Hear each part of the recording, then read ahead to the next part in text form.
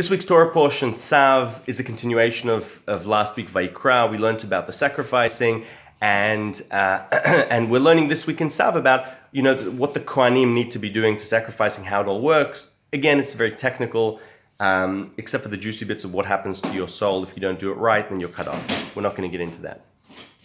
In any event, if you read this Torah portion and read it in a technical way, a manual of how the Kohanites should be doing their job, you are not reading it like a Jew. Let's take the second verse. The second verse, right, in essence says, that Moses needs to command Aaron and his children how they sacrifice the Korban Olah, right, the burning offering, and it's meant to burn all night, right? That's what the verse says. Take commentators, Jewish commentators throughout history, and they don't see this verse to be a technical verse, but they see it to mean Jewish history, the essence of Jewish history. And unfortunately, Jewish history has two main issues: anti-Semitism and commandments. They're always out to get us, and the only remedy, unfortunately, is mitzvahs, right?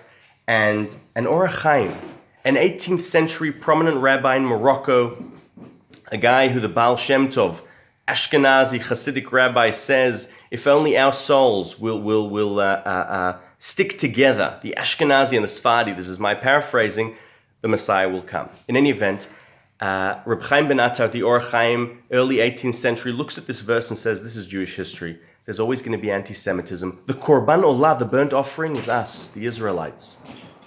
And Alot HaShachar, burning until the morning, is the anti-Semitism throughout history. And this is why he says, God says to Moses, and Moses says to Aaron, Tzav, command.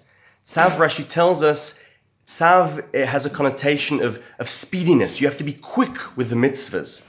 And Orach Chaim says the reason we have to be quick with mitzvahs is because mitzvahs are the only remedy to this ongoing anti-Semitism. The only way we're going to stop this burnt offering, which is what we are, is through keeping the mitzvahs, the commandments. That is what has kept us going this long, and that's also when we do it properly, whatever that means, is going to bring Messiah and the happily ever after. Interestingly, if I take Orach Chaim's life story, I can give a new interpretation to this verse, because Orach Chaim lived in Morocco most of his life until he made Aliyah. He became a Oleh, like the Korban Olah. And if you want to see his grave, it's on the Mount of Olives, a painted mystical blue amongst an ocean, a sea of white graves. In any event, there's still this question begging itself, why is it that we need the commandments, right, to fight this anti-Semitism until dawn? And I found a possible answer in a verse in Genesis. When we think of Olah, right, the word Olah, ascending, or here, the burning offering, where else do we have the word Olah in a connotation of struggle till dawn? Jacob and the angel. Jacob in Genesis is just about to meet Esau. And just before that, an angel comes and battles with him. And what does it say? Vayivater Yaakov levado v'yavek ish imo ad alot hashachar. What is this verse talking about? Jacob and Esau, right, the eternal struggle, either the internal Jewish struggle or the external struggle between Jews and the nations, they are going to keep fighting us until dawn. Ad alot hashachar.